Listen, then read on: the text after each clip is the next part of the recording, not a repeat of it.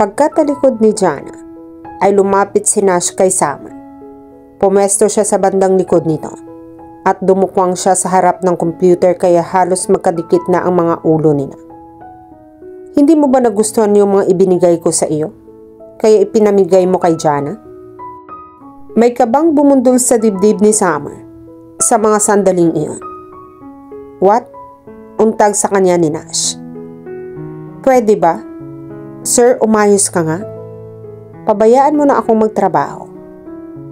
Sagutin mo muna ang tanong ko. Giit ni Nash sa dalaga. Okay.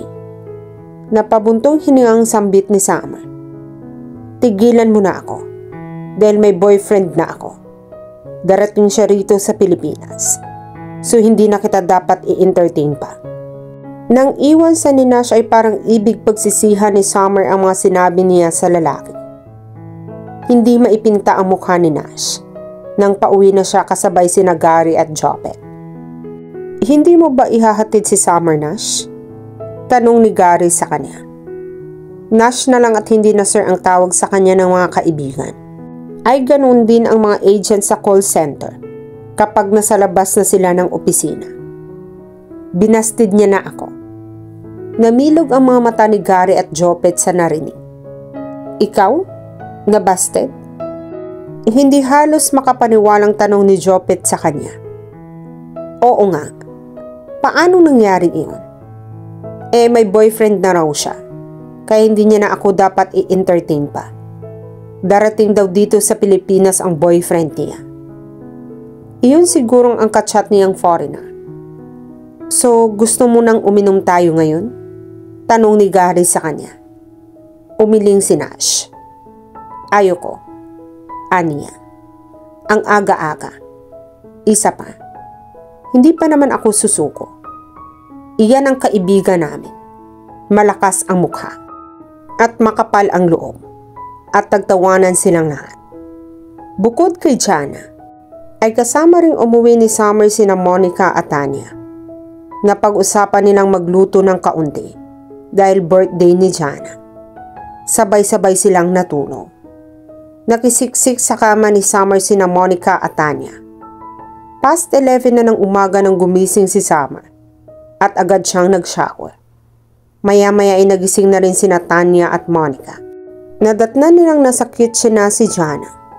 Nagluluto na si Jana nang tumungo sila sa kusina. Ang aga mo namang magising, Jana. Kakagising ko lang din. Mga 30 minutes pa na. Then nag-shower na ako. Anong niluluto mo? Nagsalang na ako ng sinaing. Saka nagmarinate ako ng chicken para sa fried chicken natin. Inayos ko na lang tong sangka para sa estofado. Tutulungan ka na namin. Sige. Para matapos na agad at makaluto dahil lunchtime na. Oo nga, gutom na ako. Habang nagluluto kayo, ay aalis muna ako. Sasaglit lang ako sa bake shop then bibili ako ng ice cream. Magta-tricycle na lang ako para mabilis. Paalam ni Summer sa mga kaibigan. Sige. Mabilis na lumabas sa bahay si Summer at sumakay ng tricycle. Nagtungo siya sa bake shop upang kunin ang cake na in-order niya. Pagkakuha niya ng cake ay bumili na rin siya ng isang galong ice cream. Bukod doon, ay may ginawa naman siyang macaroni salad kagabi. Kaya marami silang dessert na kakainin. Pagbalik ni Summer sa apartment, ay nagtaka pa siya nang makikitang may USV na nakaparada sa harap ng gate nila. Nang pumasok siya sa loob, ay saka nasagot ang katanungan niya. Bukod kina Jana, Monica at Tanya, ay naroon din sina Gary, Jopet at Nash. Ano ang ginagawa ng mga ito dito? Tili ng isip niya. Ang bilis-bilis ng tibok ng puso niya na mga oras na iyon. Binati siya ng 3. Si Nash ay agad pang tumayo at kinuha ang mga bitbit niya. Naman, bulong niya sa sarili. Iyong barumbado biglang nagpapaka-gentleman na. Luto na ang fried chicken at 5 minutes na lang daw ay maluluto na ang estofado. Inaayos na nila ang mesa. Hindi nagtagal, ay kumain na sila ng pananghalingan. 1 o'clock na noong hapon na iyon. Habang kumakain, ay hindi tumitingin si Summer sa right side niya dahil sa banda roon nakaupo si Nash. Kung magtatagal pa sila ng ganito, ay baka magkaroon na siya ng stiffening.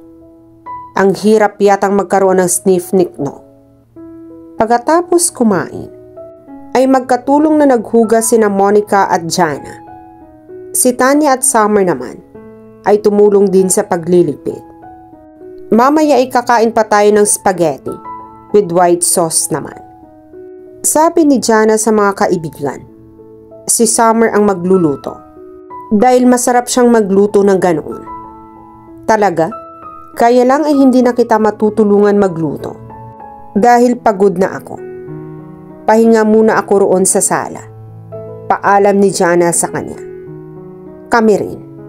Sabad naman na Monica at Tanya. Don't worry. Ako na lang ang tutulong kay Summer. Presinta ni Nash. Talaga, Nash?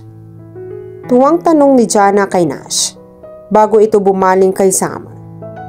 Tutulungan ka pala ni Nash, girl. No, thank you. Kaya ko nang mag-isa iyon. I insist. Hindi na nakapagsalita si Summer dahil napansin niyang tumalilis na patungong sala ang tatlo niyang kaibigan. Kaya naiwan na lang silang dalawa ni Nash sa kusina. Napailing siya sa sarili. Mukhang napagkaisahan siya ng mga ito. Tahimik siya habang nagsisimulang magluto. Aware siyang matamang nakatitig sa kanya si Nash. Pero dinededma niya iyon. Kaya lang nang minsan magkabungguan sila ni Nash at mahawakan siya nito sa magkabilang braso, ay parang may nag-snap na mga oras na iyon. Nagkatitigan sila ni Nash at namalayan na lang ni Summer na papalapit na ang mukha nito sa mukha niya. Alam niyang hahalikan siya ng lalaki at nagpanik ang isipan niya. Pero wala siyang ginawa to avoid that kiss. Parang hinintay niya pa talagang lumapat iyon sa kanyang mga labi.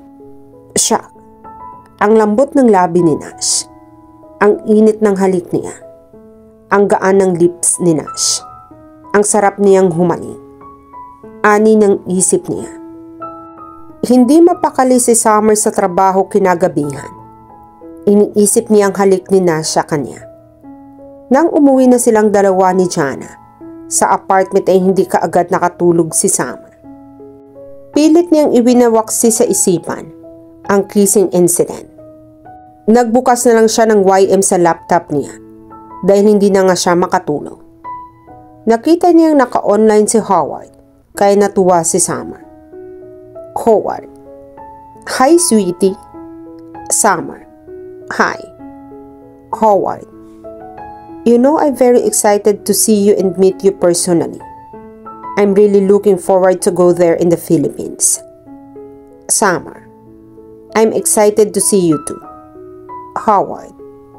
But I want to clear things for you. No commitment, okay? Automatikong napakunot ng noo si Summer sa nabasa sa message sa board. Ano ang ibig sabihin ni Howard sa sinabi nito? Summer. What do you mean, Howard? Howard. Simple, Summer. I can't commit myself to you. When we meet there, we can have so much fun together, but no string attached. I'm not yet ready for commitment. It's still far from my mind. Hindi nakakibo si Summer. Boyfriend niya si Howard. Umasa siya. Ang akala niya ay talagang seryoso sa kanya si Howard. Pero kalaro lang pala ang nais nito. Howard. Summer. Summer. I'm still here. Howard. I hope you understand. I didn't mean to upset you. I'm just being honest with you. I don't want to say I love you and we will be together forever. I don't want to give you false hopes. Summer. Yes, I understand. Mugto ang mga mata ni Summer nang pumasok siya sa trabaho kinabukasan. Wala rin siyang kibo. Nang kukuha ng coffee sa vending machine si Nash, ay narinig niyang pag-uusap nina Jana at Monica. Broken-hearted daw si Summer, kaya namumugto ang mga mata nito dahil sa pag-iyak. Iyon daw kasing kachat nitong foreigner ay hindi naman talaga seryoso. Fun lang daw ang gusto nito kapag pumunta rito sa Pilipinas. 2 coffee ang kinuha ni Nash. Ang isa ay inilapag niya sa desk niya at ang isa ay dinala niya kay Summer. Mag-coffee ka muna. Salamat, sagot ni Summer. Kung saan ka pa hanap ng hanap, andito lang naman ako.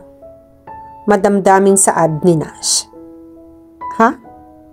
Maang na napatitig sa kanya si Summer. Sabi ko andito lang ako. Pwede mo akong mahalin at pagkatiwalaan. Huwag mo lang akong sasaktan. Sir, hindi ba dapat nagtatrabaho tayo ng maayos during office hours? Yes. Niremind lang naman kita.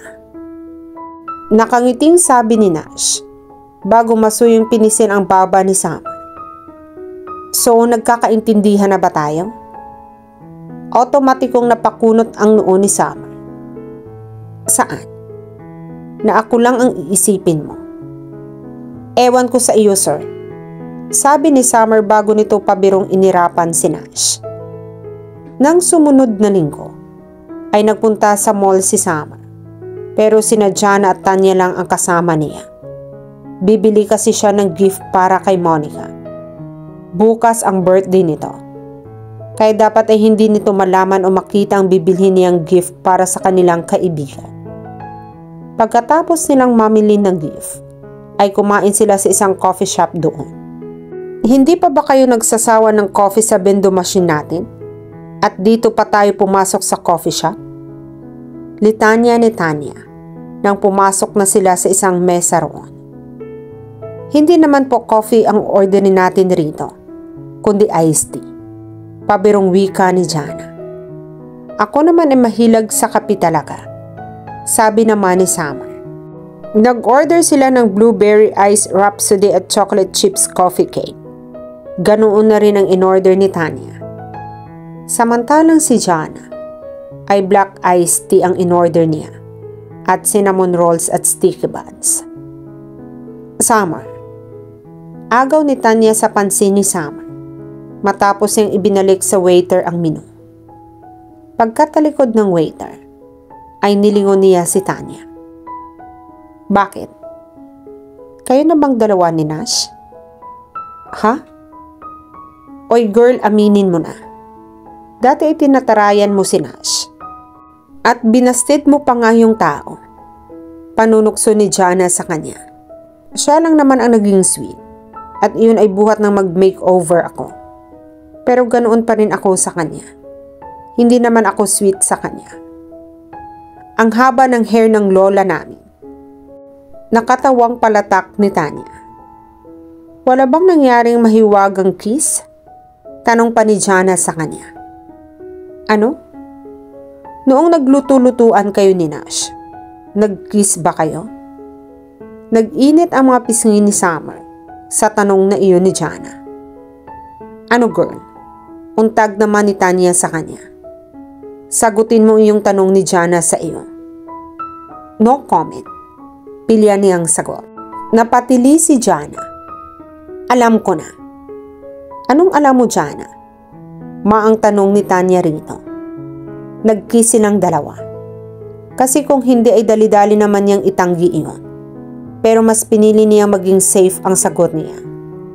Napailing si Summer sa kakulitan ng dalawang kaibigan. Pero hindi pa rin mapawi ang pag-iinit ng pisngi niya at ang ngiti sa mga labi niya. Kasabay ng mabining mabilis na tibok ng puso niya. Off naman nila sa trabaho, kaya okay lang na magpunta sila sa videoke bar para doon i-celebrate ang birthday ni Monica. Invited din sina Nash at Jobet. Si Gary ay habol na lang daw kasi kasama nito ang kanyang girlfriend.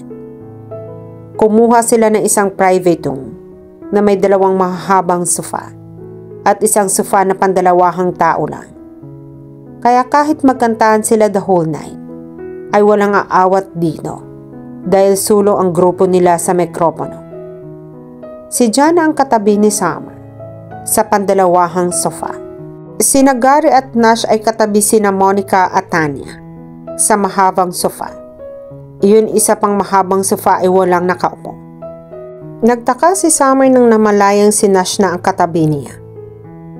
Hinagilap na mga mata niya si Jana. Nagsusolo itong nakaupo sa mahabang sofa. Naka-miniskirt si Summer, kaya litaw magagandang hita niya at V-shape ang neckline ng blouse niyang suot. Kita ang kanyang cleavage na madalas niyang takpan pero si Jana ang nagsasabi na okay lang daw iyon. Hindi dapat itago ng isang babae ang cleavage. May seafood paella silang in-order. Rice at chicken lollipop. Margarita ang in-order na drinks ni na Jana at Tanya. Sina Monica at Summer ay zombie. Samantalang sina Nash at Jopet ay mind eraser. Kumain muna sila.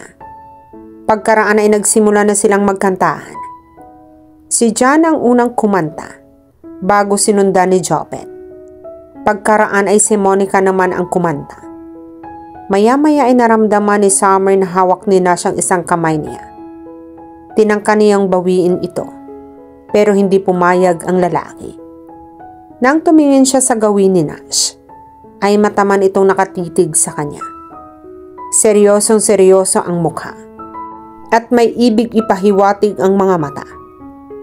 Ang mga kasama nila ay tila walang pakialam sa kanilang dalawa, na para bang wala silang dalawa ni Nash sa lugar na iyon.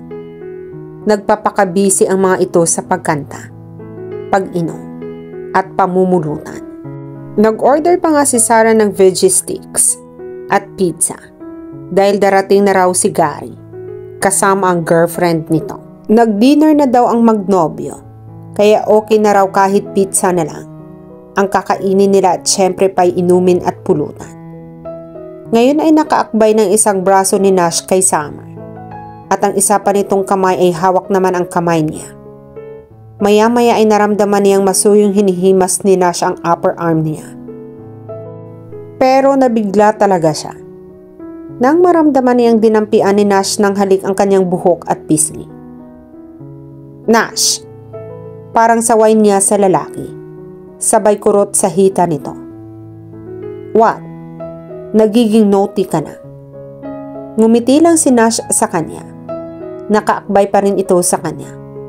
Pero ang isa pang kamay ng lalaki ay bumitiw sa pagkakahawak sa kamay niya. Sa halip ay nakadantay na ang mga palad nito sa ibabaw ng tiya niya. Marahang humahaplos ang mga daliri nito sa tummy niya. Nang hindi umaalis ang kamay nito sa pinapopwestuhan. Pero nang magtagal ay naramdaman ni Summer na nagiging mapangahas si Nash. Umaangat na ang haplos ng kamay nito ng paunti-unti na may parang ibig tukuyin. Ngunit bago pa ito nakarating doon, ay pinigilan na ni Summer ang kamay ng lalaki. Enough, Nash. It's too much. Hindi kita boyfriend at hindi mo ako girlfriend. Hindi na maganda ang ginagawa mo. Hindi ka na cute at hindi na nakakatuwa. Seryoso niyang wika. Sorry, nadala lang ako. Hingi ng depensa ni Nash sa kanya. It's okay, but make sure you'll never do that again. I can't promise. Matapat na wika ni Nash. Napatitig tuloy siya kay Nash. What do you mean? Alam mo ba? Para tayong kwento ni Juan Tamat. Ako si Juan Tamat. At ikaw naman yung bayabas. Hinihintay lang kitang mahulog sa akin. Parang ibig niyang matawa sa sinabi ni Nash. Talagang ikinumpara pa silang dalawa kay Juan Tamat at sa bayabas. Hindi mangyari iyon. Kumunot ang noo ni Nash. Ang alin? Maang nitong tanong sa kanya. Na mahuhulog ako sa iyo. Hindi mangyayari iyon. Really? Really? Tila nanghahamong sagot ni Summer sa lalaki. Matagal na naghari sa kanila ang katahimikan.